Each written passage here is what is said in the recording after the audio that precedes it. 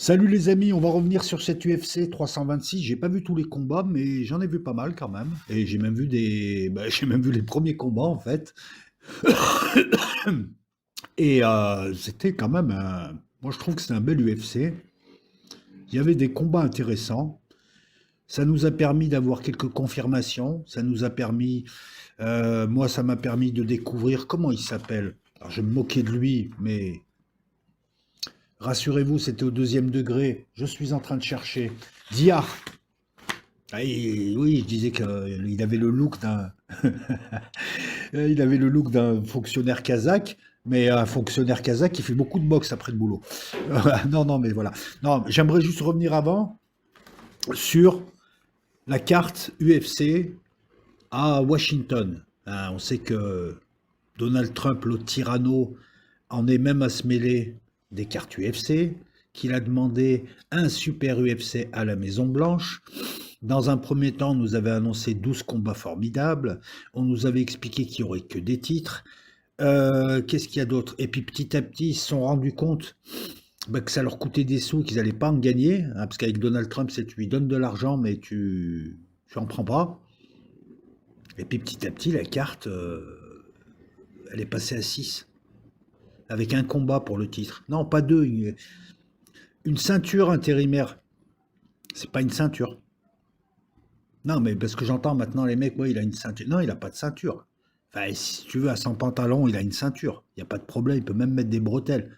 Mais une ceinture intérimaire, c'est une ceinture intérimaire. C'est tout. T'as pas le titre. Si tu fais une ceinture intérimaire, c'est que le titre, il est aux mains de quelqu'un d'autre qui combat pas pour différentes raisons. Bon, on a l'habitude avec Aspinal, Chimaev et tous ces gens qui prennent leur temps. Hein, ils sont pas actifs du tout. Ils bloquent des catégories, ça empêche les flux, ça empêche le réassortiment. Mais là, tu m'annonces un UFC. UFC Freedom, hein.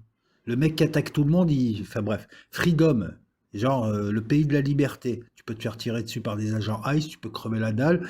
Si t'as pas d'argent, tu peux pas te faire soigner, mais c'est l'UFC Freedom, 250. Il y en a eu 249 avant, j'ai pas compris. Voilà, vous allez dire, tu critiques sur la forme. Ouais, mais je démarre. On critique sur la forme, et après on va sur le fond. Le fond, il est simple. Hein.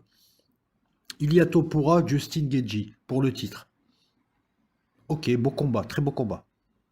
Je pense que Gaethje, il a intérêt à venir avec un autre plan, parce qu'avec Topuria, les patates qu'il s'est pris contre Paddy Pimblett, ça va être autre chose là. Ah bah il va pas en prendre beaucoup hein, avant de tomber. Donc soit il a un autre plan, hein, parce que autant Gaethje, il a combattu Pimblett en sachant que Pimblett n'avait pas la foudre dans les poings.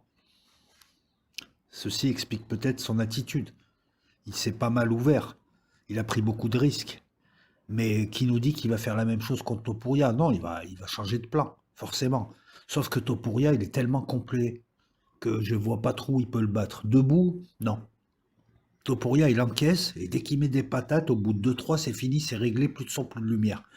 L'emmener au sol, d'autres s'y sont essayés, et voilà, quoi. Demande à Oliveira, hein, qui est pas mauvais. Donc tu fais comment? Tu vas le lutter, tu peux pas, tu vas le grappler, l'emmener au sol, passer une clé, tu peux pas un grand. Tu vas faire comment? Mais beau combat. Là, ok, ça c'est un combat de Maison Blanche. Alex Pereira, Cyril Gann, très beau combat.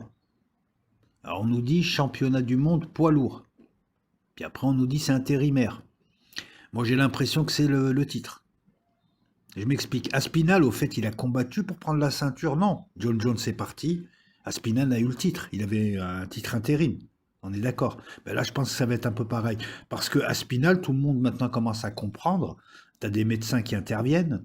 Tu as des gens qui interviennent. Il fait des vidéos contradictoires. Tout le monde commence à comprendre qu'il embrouille tout le monde avec ses opérations des yeux. Qu'elles n'étaient pas prévues parce qu'il a eu un doigt, voire deux doigts dans l'œil. On ne sait plus trop quel œil, comment. Tu le vois en train de jongler alors qu'il te dit qu'il ne peut pas se déplacer, qu'il a la tête qui tourne. Tu le vois dans une vidéo, il est en train de jongler. Lorsqu'on lui demande des papiers du médecin, bon, ben, apparemment, il te sort des papiers non signés par des médecins. Des trucs, on dirait qu'il s'est. En fait, tu as l'impression qu'il se sert du prétexte. Non, c'est simple. Il est venu, il a fait comme beaucoup. Il s'est dit, Cyril Gann, c'est un combattant français. Ouais, ils sont mauvais. Voilà, il l'a sous-estimé. Il a commencé à boxer. Il a eu le nez pété. Il prenait cher à la première reprise. Et là, il s'est dit, je suis dans un bourbier. Il y a eu une porte de sortie, il n'a pas réfléchi, il l'a prise. C'est tout. C'est le premier iPod qui fait ça. Il y en a plein des iPod. Et des iPod comme le sien, il y en a plein. Alors, il s'en est pris deux aux deux yeux, ouais, mais enfin, quand tu le vois, tu as l'impression déjà qu'il y en a qu'un d'œil qui a été touché. Et puis ensuite, il part, il te dit, voilà, je vais faire une opération, ça va prendre du temps. Il faut savoir que le gars, il cherche un prétexte pour se barrer de l'UFC, pour aller en boxe. Tout le monde veut aller en boxe parce qu'en boxe, là où tu prends 1 million, là en boxe, tu vas prendre 15 millions. Voilà. C'est pas dit qu'ils prennent 1 million par combat à l'UFC. Elle est là la réalité. Tout le monde le sait. Des médecins interviennent en disant mais le traitement qu'il a eu là, ça n'a rien à voir avec un truc, avec un iPoc, c'est autre chose. Mais voilà, Neneuil il nous prend pour des cons. Tout le monde le sait. Sauf que tu peux pas lui enlever juridiquement la ceinture. Et comme il a aucune classe, il la garde. Il veut pas la lâcher. Et il bloque la catégorie. Il s'est enfui, il bloque la catégorie. Ah, le mec, ah, je peux pas, je peux plus combattre. Mais arrête de nous prendre pour des cons. Donc, encore une fois, l'UFC aurait mieux fait de lui enlever sa ceinture. N'est pas Jiri Prochaska qui veut. Lui, il a rendu sa ceinture sur une blessure. Il a dit, je veux pas immobiliser la catégorie. Franchement, il a de la classe sur ce coup-là, Jiri. Aspinal, non. Aspinal, tu combats en 2026 ou pas? Non, parce que si tu combats tous les 1 an et demi, tu bloques la catégorie. Ah, il devrait mettre cette putain de règle, 2 combats par an. 2 combats par an. Que tu sois blessé, pas blessé, que tu as un doigt dans le cul, un doigt dans l'œil, 2 combats par an, sinon tu abandonnes ta ceinture. Là, on aurait pu lui proposer abandonne ta ceinture et puis tu reviens en priorité. Dès que tu reviens, tu as un combat pour le titre. C'est ça qu'il faut faire. T'es blessé, tu peux pas revenir, tu rends ta ceinture. Dès que tu reviens, tu as un combat pour le titre. Bon, si tu reviens 5 ans après, c'est un peu cramé. Donc je pense qu'Alex Pereira, Cyril Gane, ça va être un combat pour le titre en vrai. Ils ne le savent pas encore. Ils ont 10-2 tous les deux. Pereira monte en poids lourd. Alors oui, il fait 110 kilos en temps normal quand il combat pas. Putain, je me demande comment il faisait quand il devait descendre à moins de 84 kilos. Oui, il a 2 titres, il vise le troisième. Mais surtout, oui, voilà. Et on nous dit qu'il fait 110 kilos habituellement. Mais c'est pas un vrai poids lourd. C'est un lourd léger. Un lourd léger qui a 10 kilos en plus. Comme tout lourd léger quand il combat pas. C'est pas un vrai poids lourd. Est-ce qu'il va pas avoir un déficit de puissance face à un vrai lourd? Cyril Gane, c'est un vrai lourd et il est très massif. Ceux qui l'ont vu de près te disent qu'il est vraiment massif. Bien plus que les images qu'on voit. Maintenant, sur les côtes, quand on me dit Cyril Gane 65, Pereira 35, les gars, moi je comprends pas comment vous pouvez faire des côtes aussi disproportionnées. Pereira, ok, peut-être qu'il n'a pas la puissance, moi je pense qu'il a, mais le KO Power, c'est pas une histoire de puissance, hein, c'est une histoire de vitesse, de précision, de comment tu touches, comment tu tapes. Un petit peut mettre KO un gros. Et on a vu avec Pereira que sur un coup. On l'a vu face à Adesanya, on l'a vu face à comment il s'appelle en Kalaev, sur un coup il peut t'envoyer dormir. Ah, t'as plus de problème d'insomnie. Non, moi je dirais 50-50. On l'a vu qu'il était dur à emmener au sol. Alors Cyril Gane, c'est un vrai lourd, peut-être qu'il sera plus puissant. Mais voilà, ça risque de se battre debout. Cyril Gane, c'est un excellent striker qui fait du in and out. Il rentre, il sort, il tourne, il gère la distance. Très technicien. Alex Pereira, il n'y a pas mieux aussi. Hein, et puis il a un palmarès, le type, attention. Donc moi je dirais 50-50.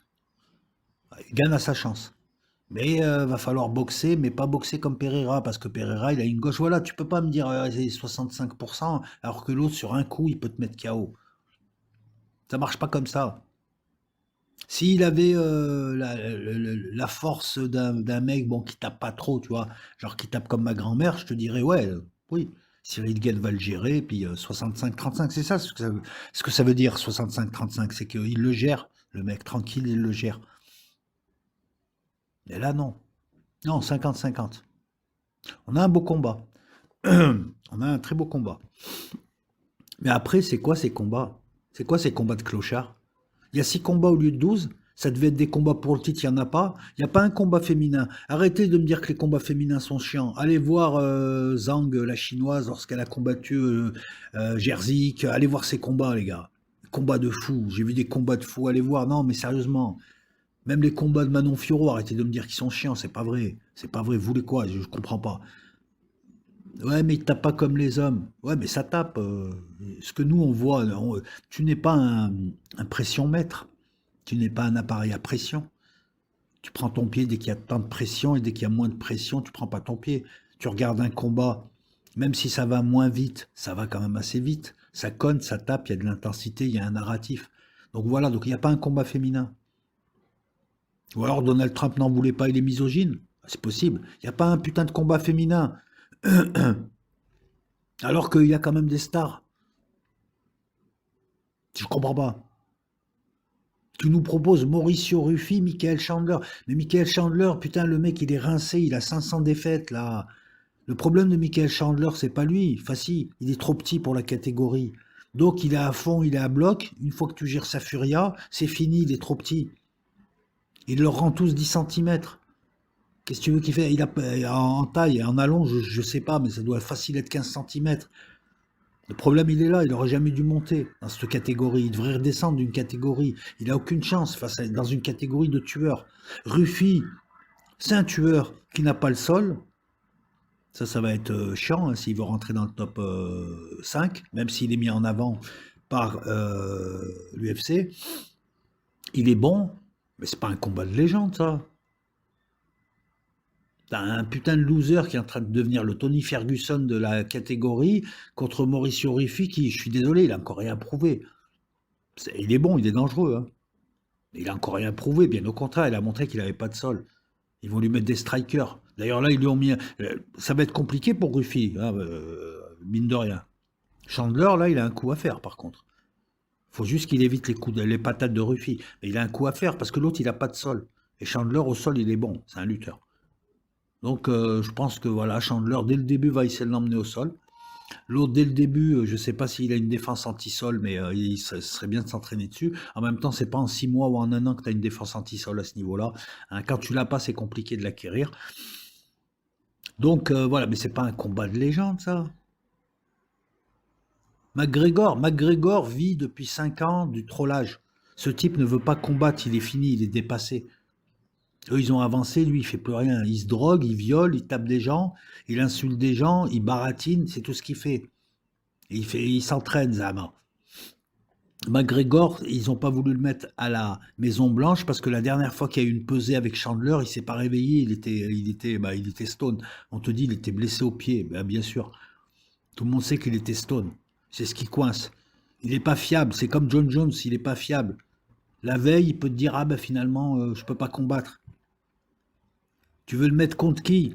Tu veux Ned Diaz, mais c'est des combats de vieux, ça. Faut arrêter de vivre dans le passé. Pourquoi est-ce qu'on n'appellerait pas aussi Brock Lesnar, Randy Couture aussi? Pourquoi on n'appellerait pas les frères Gracie? Pas les plus jeunes, les plus vieux. Bah si, tant qu'à faire, les vieux combats. Mais putain, Ned Diaz, il a jamais obtenu un putain de titre de sa vie. Il fait 3 grimaces, il fait une tête de casse sociale. Et c'est le problème de l'UFC, c'est qu'ils ont des gens qui n'ont aucun charisme, qui ont des personnalités en carton, qui surjouent des personnalités qui n'amuserait que des gosses de 5 ans dans un pays normal. Et là, voilà, Sean O'Malley, sa personnalité, c'est de mettre des cheveux rouges, jaunes, verts, de woke. C'est tout, il a aucune personnalité, le type. C'est un balai. C'est pareil pour... comment il s'appelle? Enfin, bref, tous ces gens qui essaient de se donner un style, mais qui n'en ont pas. C'est fou, quand même. Mauricio Ruffi, Michael Chandler, bon, ok. Connor reviendra pas. John Jones, c'est pas plus mal. Les mecs, ils servent à rien. En plus, ils reviennent pourquoi? Pour bloquer la catégorie encore? L'autre, ça fait 5 ans qu'il n'a pas combattu, il a plus le niveau. Et puis, c'est pas plus la super légende de l'UFC. Il y en a d'autres des légendes. À un moment donné, il a fait des trucs bien, mais il a gâché tout son palmarès, il l'a gâché par ses actes, par ses déclarations racistes, par sa stupidité. C'est un mec, quand même, qui a des affaires de viol, d'agression, notamment sur une personne âgée, d'escroquerie, de menaces. Il est lié à des types pas fréquentables. Ce type passe son temps à insulter tout le monde. Ah oui, non mais ça passe. Pourquoi? Parce que c'est Conor McGregor. Mais il a fait quoi, Conor McGregor? Oui, il a gagné à son époque, c'était une star de son époque, c'est tout. Si on devait citer une légende de l'UFC, c'est sûrement pas lui. Hein. Non mais franchement, tu vois, Tito Ortiz, il y a 20 ans, il combattait, il a plus de charisme que ce type. Chuck Liddell, il a plus de charisme que ce type. Et puis eux, voilà, eux, ils sont... Un combattant qui interpelle les autres, les chambres. Ouais, il n'y a pas de souci. Mais il faut que ça suive dans la cage. L'autre, il combat personne. Alors, ils lui ont proposé Carlos Prates. C'était un piège, hein, parce que Carlos Prates, il démonte McGregor, mais vite fait, bien fait, hein. Il a refusé. Il voulait un nom faible. Ah, Donald Cerrone, il voulait. Tu sais, des mecs comme ça. Non, mais voilà, faut arrêter un petit peu. Chenaud Mallet, pareil, c'est une légende de The Bee. C'est un bon combattant. Mais pareil, c'est lui qui va faire briller la carte contre Ayman The Bee, qui risque de le battre. Ayman The Bee qui est sur une bonne lancée. Bah, il s'appelle Zahabi. Je suis désolé, il a un nom. Voilà, il s'appelle Sgeg. Le mec, c'est un Sgeg. Il a une tête de Sgeg. Et voilà, Ayman. Voilà, c'est un aimant à The Bee. De là à dire qu'il est homosexuel, j'en sais rien, il fait ce qu'il veut, mais Ayman The Bee. Désolé, hein. C'est pas avoir l'esprit mal tourné, c'est droit en face de toi, là. Voilà, donc c'est ça là, le combat contre Chenomale. Dans la catégorie poids coq, il n'y avait pas mieux à faire. Non mais sérieusement, il n'y avait pas mieux à faire. T'as pas des gens là qui crèvent la dalle, des très bons que tu pouvais faire monter. Ah ben non, faut que ça soit connu. Mais Chenomale, il est connu, mais il est en toc. Voilà, il s'est mis une perruque, il bouge un peu, il met des lunettes. Voilà, c'est un rebelle. C'est un rebelle du système UFC. Faut arrêter un peu. Bonical, mais il est complètement niqué, le mec. C'est un rouquin qui vient de la forêt. T'as l'impression que c'est un résineux, que c'est un arbre, le mec. Voilà, il arrive, pareil, Bonical contre Kyle Dokos, le frère de l'autre Dokos, qui a deux côtelettes, une de chaque côté. Ah oui, non, quand tu vois son frère, son physique, il est exécrable. Même en lourd, tu peux pas te permettre d'avoir des côtelettes à la taille Tuivasa. Il a deux côtelettes qui pendouillent. Là, c'est le frère, Kyle. Un combat de légende. Bonical 5-1 contre Kyle Dokos 4-4. Un combat de légende avec des superstars. Ça, c'est un combat pour un UFC non numéroté, pour un UFC Fight Night. Pour un UFC, vous vous battez derrière le hangar, il n'y a personne. Si, ça existe ce genre d'UFC. UFC Parking, Bonical, Kyle Dokos et Diego Lopez, qui apparemment, lui, le font boxer toutes les semaines. Steve Garcia, Steve Garcia. Combat de légende. Steve Garcia. Voilà, ça c'est la carte. Mais elle pue du cul, ta carte. Mais la carte de cette nuit, elle était meilleure. En clinquant, en retentissement. Mais t'avais du monde à mettre, là. Il suffisait de payer. Mais t'avais du monde à mettre. Mais dans toutes les catégories. Ben non. Même en lourd. Il y avait du... Je sais pas, je comprends pas. Alex Pereira, Cyril Gane, ça nous arrange, mais il faut être honnête. Cyril Gane, il en est à sa 8e chance au titre. Non, mais si, je suis à fond avec lui, mais moi je suis honnête. Et Pereira, le mec, dès qu'il se présente quelque part, direct chance au titre. Mais t'as des mecs en dessous qui attendent. Valdo Cortés Acosta qui combat toutes les semaines et qui lui est content. Pourquoi vous le mettez pas? Lui, il fait du spectacle en lourd. Volkov qui s'est fait un peu arnaquer contre Cyril Gane. Pourquoi vous le mettez pas? Pavlovitch, parce qu'ils sont russes. Voilà, un lourd léger Hulberg. Vous auriez pu le mettre là. Là, c'est la catégorie à Petrian. Il y a plein de noms chez les coqs. Franchement, c'est de la merde, hein. Ah ouais, c'est de la merde. On va revenir sur l'UFC de cette nuit. J'ai pas vu tous les combats. Ah, je vais pas vous baratiner. Ceux que j'ai vus non plus. T'as Oliveira, les premières secondes, je me suis dit, il va se faire doser. Le mec, il prend des gauches-droites, des combinaisons. Bon, après, il a dominé totalement, mais il prend beaucoup de coups quand même, hein. Alors. Bon, au niveau prono, ouais, bon, je me suis pas mal planté. Bon, j'ai réussi des trucs aussi. J'ai commencé par me planter. Ben, je vous avais dit, je les connais pas. Luc Fernandez, Rodolfo Bellato.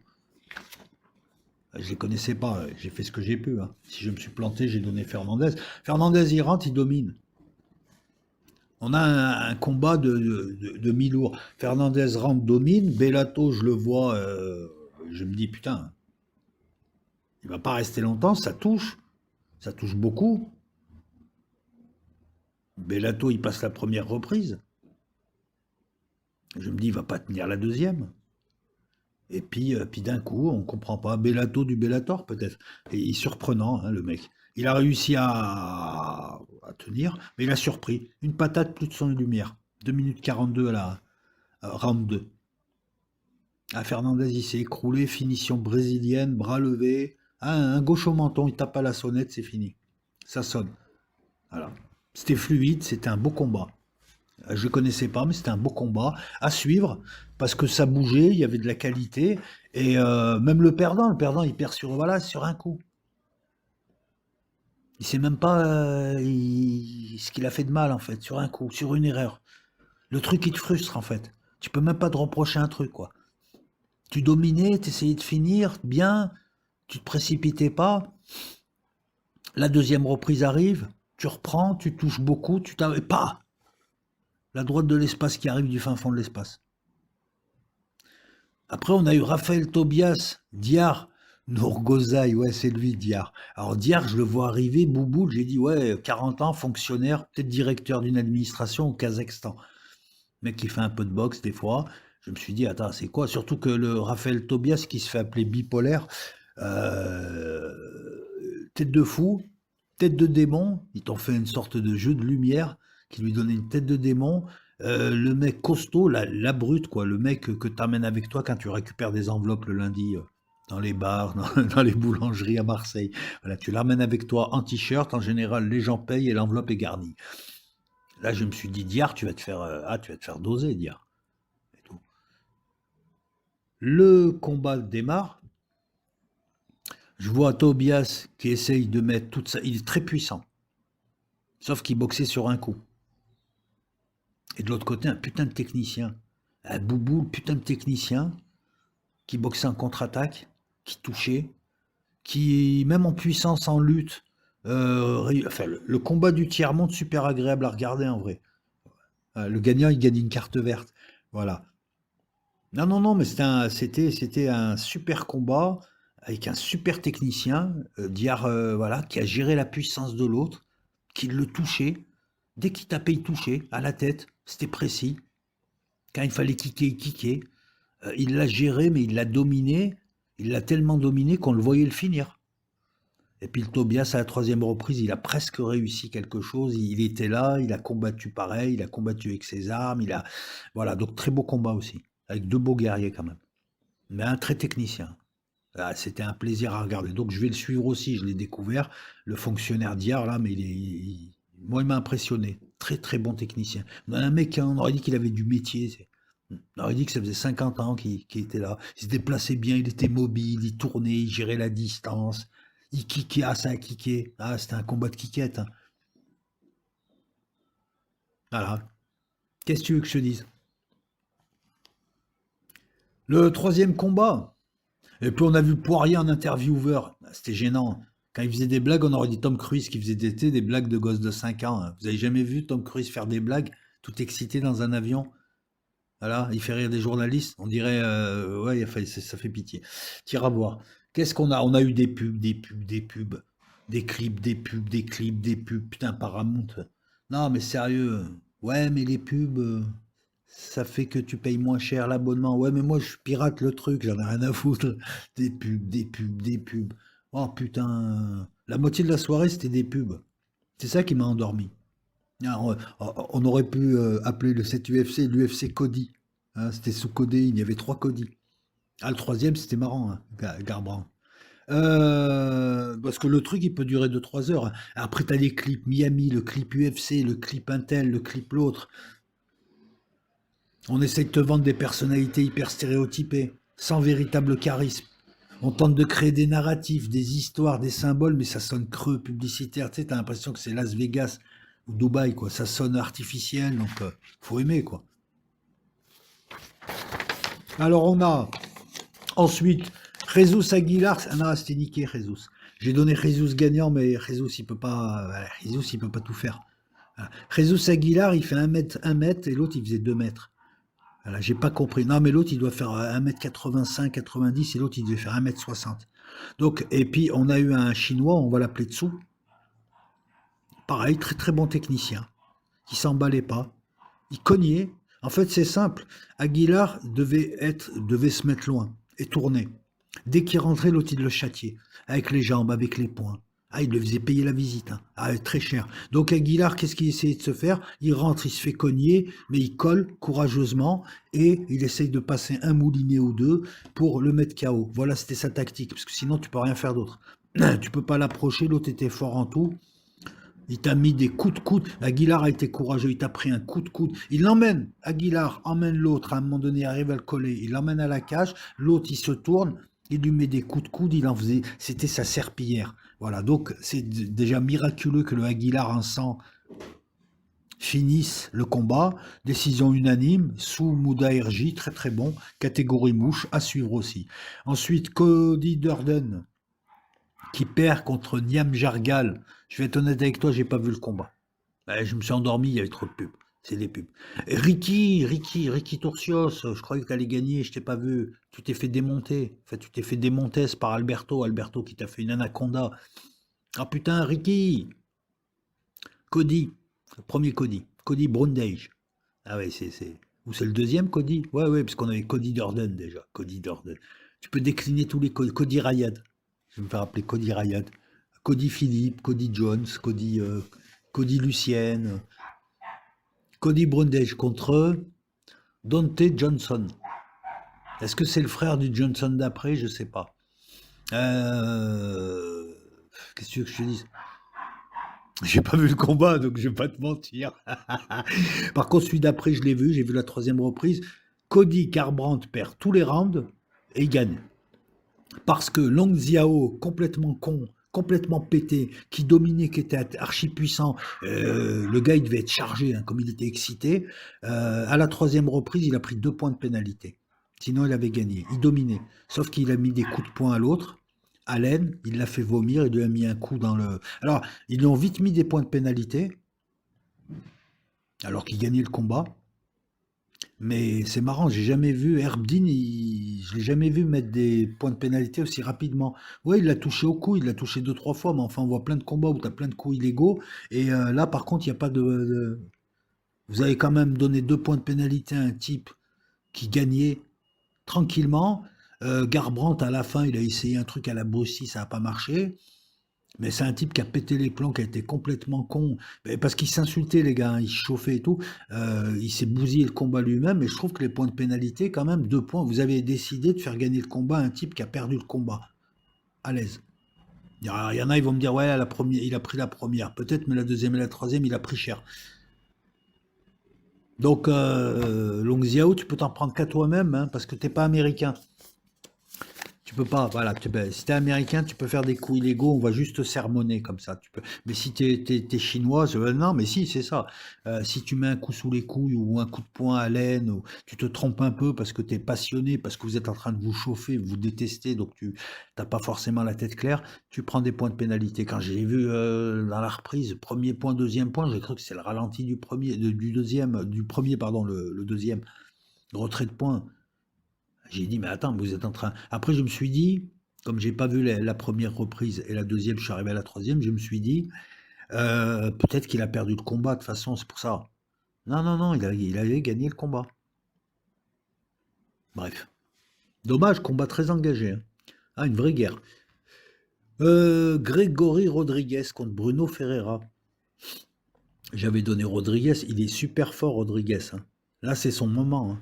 Et puis, il a une puissance de frappe. Alors, Bruno Ferreira, il est musclé, il est impressionnant, il est beaucoup plus petit que Rodriguez. C'est un match revanche. Ferreira, il y a quelques années, avait gagné. Là, il va falloir m'expliquer, Bruno Ferreira, le début du combat. T'arrives, j'ai cru que tu faisais de la capoeira, l'autre, il te regardait, il comprenait pas. D'un coup, tu nous as fait un pas de danse sur la droite, en étant accroupi. Après, tu as refait un pas de danse sur la gauche, accroupi. Tu as fait semblant de mettre un direct du gauche. Le Grégory t'a regardé en se disant, mais attends, il veut faire caca, qu'est-ce qu'il est en train de me faire? T'as fait ça, et puis ensuite, pendant 1 minute, pas un coup. L'autre, il te gérait, comme un renard. Pas un coup. Et dès qu'il a commencé à avoir l'échange, t'as pris un bras arrière. Il n'y avait pas un énorme trou, t'as pris un putain de bras arrière. Ben, faut pas rester accroupi comme ça, mec. J'ai pas compris. Décevant. Il s'est fait fumer, hein, en 1 minute 47. Dès qu'il y a eu des échanges, l'autre, il l'observait, il regardait les trous. Il lui a fait une feinte de takedown, l'autre il a pas bougé, il lui a fait une feinte de crochet du gauche, il a pas bougé. Voilà, il s'est relevé, il a essayé de le kicker deux, trois fois. Voilà, et puis dès qu'il s'est rapproché un petit peu, premier échange, pim pam poum, ciao. Bras arrière, bras arrière. Est-ce que c'est un overhand? Est-ce que c'est un bras arrière? C'est un mélange des deux en fait. Parce que Bruno Ferreira, il avait une posture tellement bizarre que ça pouvait être les deux. Si, si. Tu regarderas le combat, tu verras. Voilà, Rodriguez qui reprend sa marche en avant. Il était 13e, je pense qu'il va rentrer dans le top 10. C'est un mec dangereux en moins de 84. C'est un mec très dangereux. C'est un mec qui a le KO Power. Contre Cannoni, il s'est foiré, mais là, je pense qu'ils vont lui proposer un top la prochaine fois, parce que c'est un type qui va vivifier la catégorie. C'est un client, il a un énorme gabarit, content pour lui en tout cas. Voilà. Drew Dober, Michael Johnson. Drew Dober, c'est Stan Smith d'American Dad. Il paraît qu'ils se sont inspirés de lui pour faire le visage de l'autre.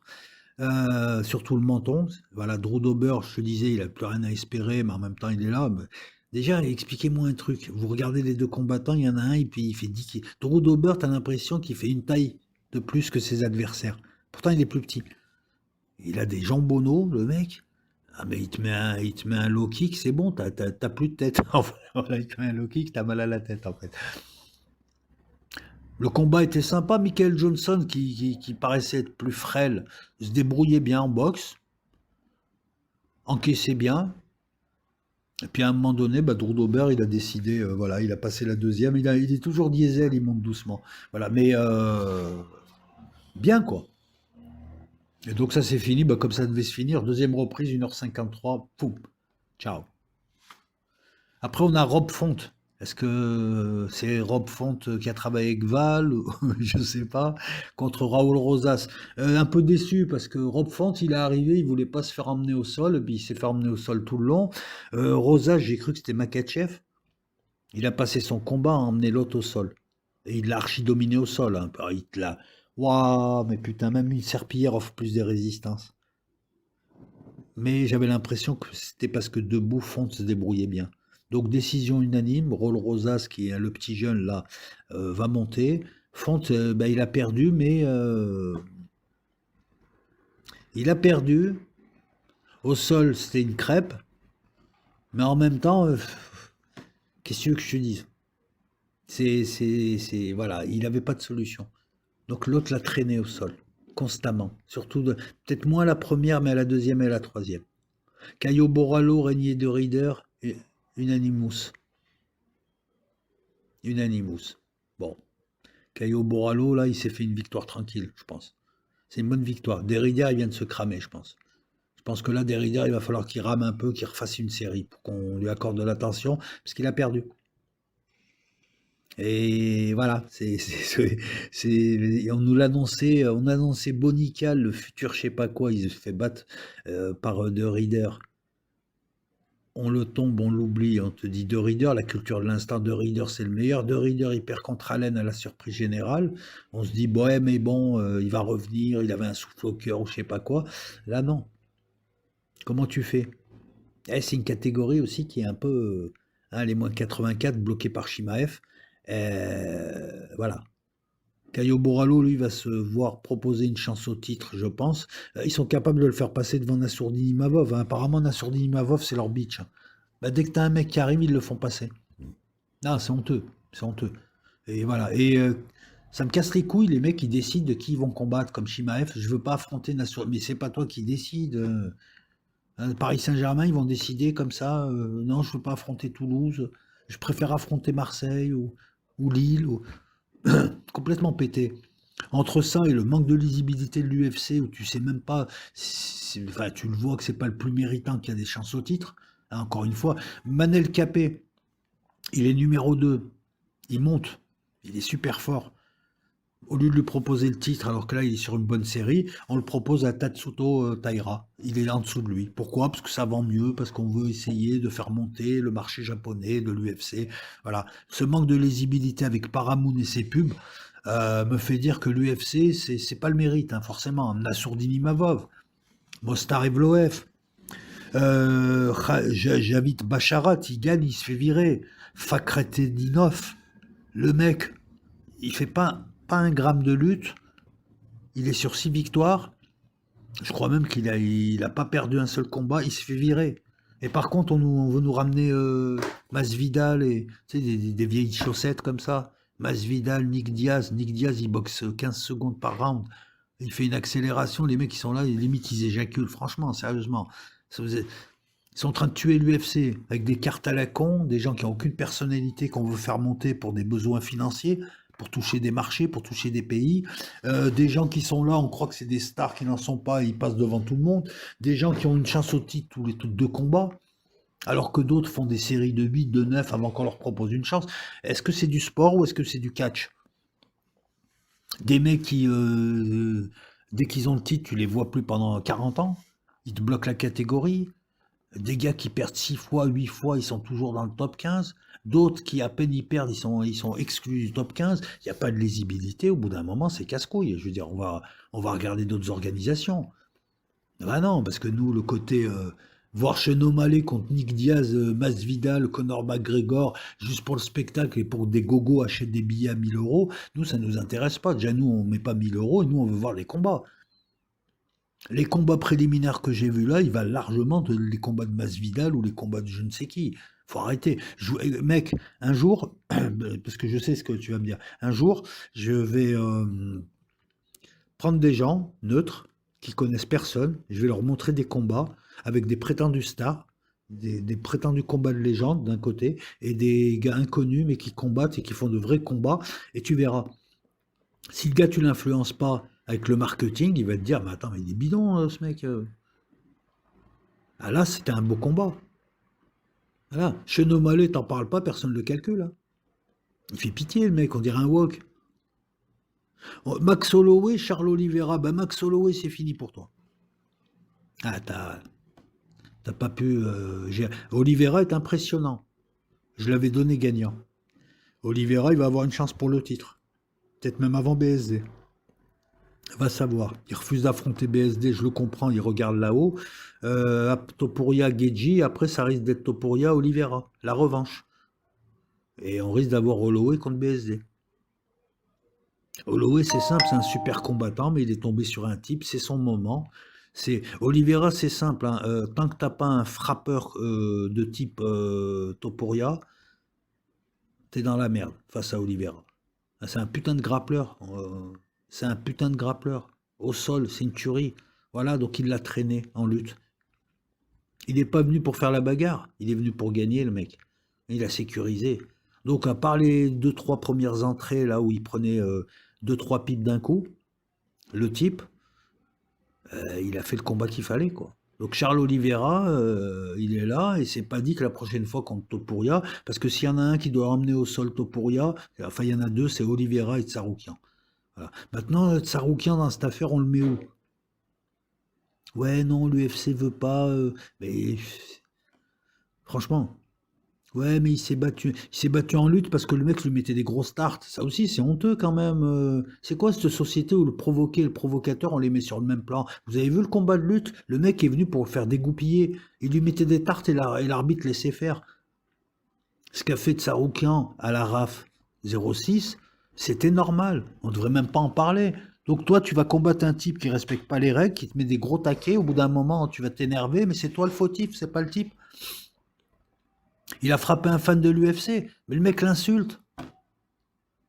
T'as le droit d'insulter les mecs. Mais eux, ils n'ont pas le droit de répondre. C'est fou, ça. Je dis pas que c'est bien, je dis pas qu'il fallait qu'il le frappe. Pour le premier, pour le fan de l'UFC. Mais ça se comprend. Il a des circonstances plus qu'atténuantes. Et là aussi. Puis d'ailleurs, là, c'est pas à l'UFC. Et puis, Saroukian, il a une vraie personnalité, lui. Tu vois, il se tape pour de vrai. Il fait pas des bagarres devant les caméras. Voilà, il se donne pas un style, il est naturel. C'est ça qu'on veut. C'est un mec qui a de la personnalité, c'est un mec comme Tsaroukian. Il est là, il fait ses trucs, il fait ses clips, il fait du ski. Voilà, tranquille. Mais on veut ça, on veut pas des espèces de fausses gloires à deux balles, de fausses stars. Donc on en fait quoi du meilleur de la catégorie avec Oliveira et Topuria? On en fait quoi? Ben oui, c'est les trois clients, je suis désolé. Après, les autres peuvent se bagarrer. Tu vois, BSD, je pense qu'il peut se taper avec Holloway, là, vu ce qu'on a, vu ce qu'on a eu. Ben oui, parce qu'il va il va le lutter, comme avec Ruffy, comme avec tout le monde, il va le lutter, il va pas rester debout avec Holloway, tu restes pas debout. Mais il y a un chemin, il y a un chemin pour gagner, il y a une possibilité. Contre Oliveira, je sais pas. Je sais pas, à moins d'avoir le KO Power, je sais pas, parce qu'au sol, ou lutter Oliveira, ça va être compliqué. Donc Oliveira, Topuria et, comment il s'appelle, Tsaroukian, ils sont au-dessus. Et il y a les autres. Donc BSD, il y a de fortes chances pour qu'il affronte Holloway, et qu'on lui dit, si tu bats Holloway, tu auras une chance au titre. Entre-temps, il y aura eu Geji Topuria, et entre-temps, il y aura eu ensuite Oliveira, je pense, Topuria. Voilà. Et on va me dire c'est injuste. Parce que Oliveira, il a toujours des chances au titre, il en a plein. Ouais, bah oui, voilà, tu vois, c'est. Mais au moins, Oliveira, on nous le présente, tu vois, il essaye pas de se donner une fausse. Par contre, Charles Oliveira, arrête de trimballer ton gosse comme si c'était une valise. Ton gosse, il est traumatisé à chaque fois. Ta femme, elle est là, elle regarde. T'es là, toi, et tout.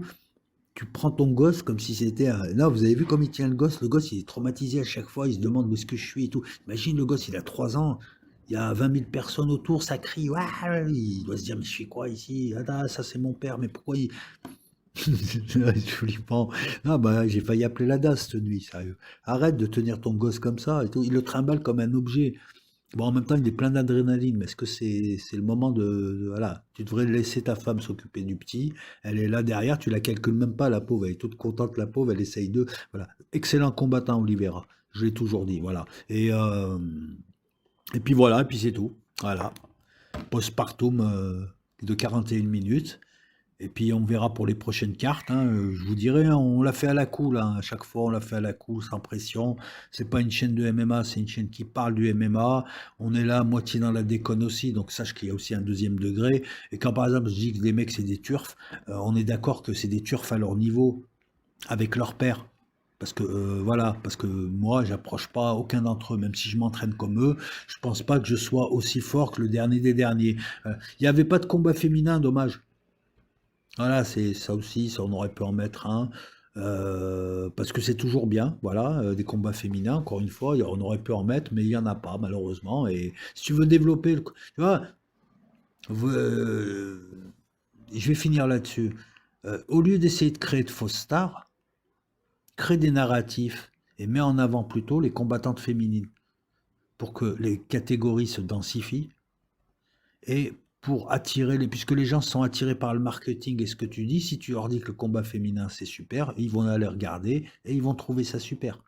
C'est super, mais eux, il faut leur dire. Il faut que ce soit l'UFC, les pubs qui leur disent. Donc, à la limite, tant qu'à créer des narratifs, créez-le pour les combats féminins. Et comme ça, petit à petit, voilà, la catégorie sera de mieux en mieux, les niveaux monteront, parce que il y a 10 ans, les combats féminins, oui, c'est vrai que c'est un peu bidon, quoi. On aurait dit deux pochetrons dans un bar d'Irlandais ou américain. Alors là, on a quand même d'excellentes combattantes, de la technicité, des trucs de fou. Donc, au lieu de nous créer des cheneux-malais ou d'essayer de nous revivifier, refaire vivre de fausses légendes ou de pseudo-légendes à 2 balles, tu sais, des combats de Ned Diaz, McGregor, les 3 quarts de ceux qui vous suivent actuellement, je veux dire, je sais même pas s'ils étaient nés à l'époque, allez plutôt, créez des narratifs, faites monter des filles, faites les combats de plus, faites les combats dans de meilleures circonstances. Et là, et en plus, si vous créez l'engouement, comme au tennis, hein, ça amènera de l'argent, elles seront mieux payées, ça amènera de la clientèle, ça amènera des femmes aussi à l'UFC, beaucoup plus. Voilà, c'est peut-être ce que moi je vous conseille. C'est affligeant de voir que vous faites un UFC à la Maison Blanche et qu'il n'y a pas un combat féminin. Je suis pas féministe à la base, je suis rien du tout moi en fait. J'essaie juste de dire les trucs justes, qui me paraissent justes. Mais franchement, voilà. Il n'y a pas un combat féminin à la Maison Blanche. La moitié de l'humanité, tu la mets pas. Alors qu'il y a plein de pratiquantes aux USA. Rien que pour rester là, puisqu'à pas, voilà, t'as pas une américaine qui voulait combattre à la Maison Blanche. Non, mais t'as préféré nous mettre des tocards et des demi-selles. Affligeant. Voilà. On continue à suivre l'UFC parce que les autres, en matière de communication et de visibilité, ils sont pires. Mais voilà, quoi. Bon, on aimerait un peu plus de justice. Allez, à plus dans le bus de l'UFC.